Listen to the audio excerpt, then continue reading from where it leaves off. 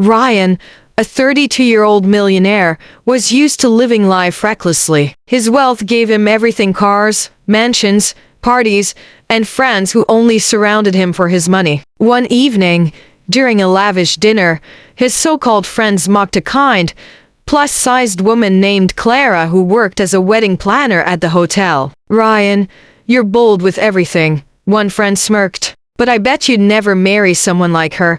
The group erupted in laughter. Fueled by ego, Ryan arrogantly accepted the bet. He approached Clara with fake charm, hiding the cruel reason behind his proposal. Clara, who had spent her life facing ridicule for her weight, hesitated but eventually agreed. She thought maybe this man had seen her worth beyond her size. Ryan married her, not out of love, but to win a foolish game. He never imagined how this decision would turn his world upside down.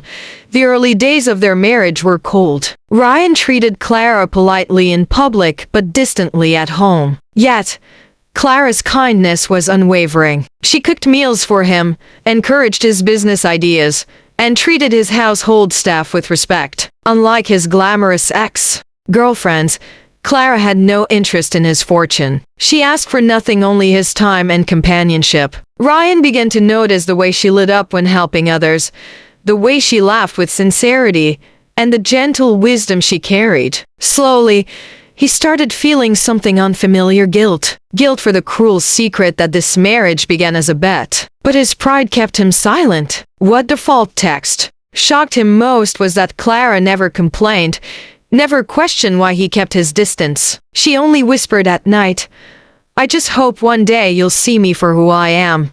Months passed, and Clara began surprising Ryan in ways he never expected. She volunteered at charities, using his money not for luxuries but for feeding orphans and supporting women's shelters. She organized health awareness programs, even beginning her own journey toward better fitness. But she didn't do it to please anyone, she did it to care for herself. Ryan watched as Clara lost weight gradually, not just in body but also shedding years of insecurity. Her confidence blossomed, and she became radiant, graceful, and admired by everyone. Soon, she wasn't just the obese woman Ryan married on a bet, she was a respected figure in society. Ryan's friends, the same ones who mocked her, now stared in disbelief. And Ryan? He was no longer laughing. For the first time, he realized he might be falling for her for real.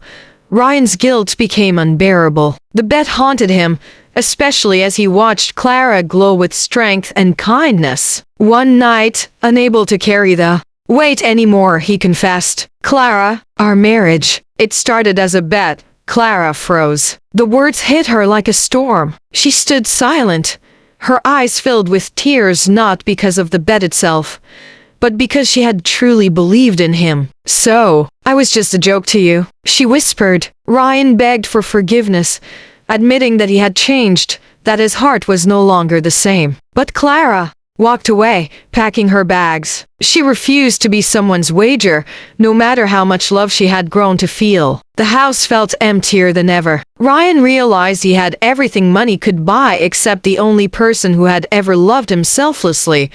Months passed without Clara. Ryan tried to reach her, but she had built a new life. She launched a foundation for women who had faced body shaming, turning her pain into power. Her story went viral, inspiring millions. At an event, Ryan stood quietly at the back, watching her give a speech. The woman who was once mocked was now admired, respected, and radiant with confidence. After the event, he finally approached her, no arrogance left in his voice. "Clara, I don't deserve another chance, but I love you." Not as part of a bet. As the only woman who ever opened my eyes, Clara looked at him, her gaze steady. She didn't return immediately, but she didn't turn away either. "Love isn't a game, Ryan," she said softly. "If you want me, prove it every day, not with money, but with your heart." And for the first time in his life, the millionaire was ready to fight for something money could never buy: true love.